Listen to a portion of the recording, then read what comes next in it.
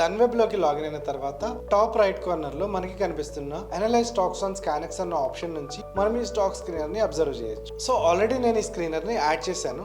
So మనం ఇక్కడ screeners option నుంచి ఆ స్క్రీనర్ ని ఇక్కడ చూద్దాం. సో మై సేవ్డ్ స్క్రీనర్స్ లోకి వెళ్ళడం ద్వారా మనం ఈ స్క్రీనర్స్ ని అబ్జర్వ్ చేయొచ్చు. అండ్ ఇక్కడ మనకి మొమెంటమ్ స్క్రీనర్స్ అన్న ఆప్షన్ నుంచి నేను ఈ స్క్రీనర్ ని యాక్సెస్ చేస్తాను. సో ఇక్కడ మనకి అల్ట్రాటెక్ సిమెంట్. సో ఇక్కడ మనం స్టాక్స్ ని చూసినప్పుడు మనకి ఏవైతే స్టాక్స్ NSE లో ఫిల్టర్ అవుతున్నాయో ఆ స్టాక్స్ ని మనం దీనికోసం చూస్ చేస్తున్నాము.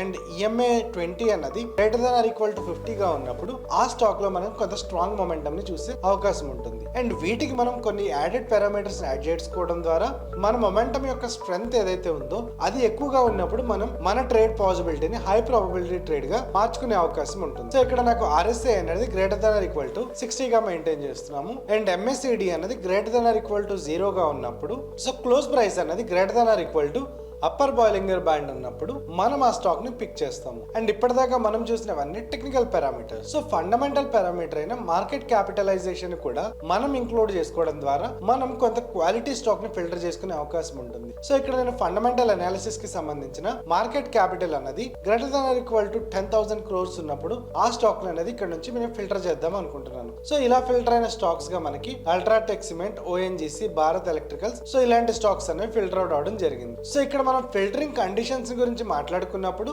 మనకి EMA అన్నది ఒక షార్ట్ టర్మ్ లో మనకి స్టాక్ ఎలా పెర్ఫార్మ్ చేస్తుంది అన్నది చెప్తుంది. సో దానితో పాటు మనం ఇక్కడ యాడ్ చేసుకున్న MACD అన్నది మనకి స్టాక్ లో గనక ఒక స్ట్రెంగ్త్ అన్నది కనిపించినప్పుడు అండ్ మొమెంటమ్ షిఫ్ట్ అవుతున్నప్పుడు జనరల్ గా అబౌవ్ ద హిస్టోగ్రామ్ అన్నది కనిపిస్తుంది. సో అబౌవ్ ద 0 లైన్ మనకు కనిపించినప్పుడు అలాంటి స్టాక్ ఏదైతే ఉందో in the day time frame మనం ఆ స్టాక్స్ ని చూస్ చేసుకుంటాం. సో ఇక్కడ మనం MACD తో పాటు so RSI greater than or equal to 60 గా ఉన్నప్పుడు ఒక స్టాక్ అనేది జనరల్ గా అల్ట్రా బుల్లిష్ గా ఉందన్నది మనం గమనిస్తూ ఉంటాం. సో ఇలా మనకి మల్టిపుల్ మొమెంటమ్ ఇండికేటర్స్ అన్నిటిని కన్సాలిడేట్ చేసుకొని మనం ఒకే దగ్గర సాగ్రిగేట్ చేసుకోవడం ద్వారా సో ఇలా మనకి మల్టిపుల్ మొమెంటమ్ పిక్కర్స్ ని మనం ఒకే దగ్గర సాగ్రిగేట్ చేసుకోవడం ద్వారా ఇక్కడ నుంచి ఫిల్టర్ అవుతున్న స్టాక్స్ కి ఫండమెంటల్ అనాలిసిస్ కి సంబంధించిన మార్కెట్ క్యాపిటలైజేషన్ ని కూడా యాడ్ చేసుకోవడం ద్వారా ఇక్కడ మనం ఒక మంచి మొమెంటమ్ చూసే అవకాశం ఉంటుంది ఇన్ ద స్టాక్ సెలెక్ట్.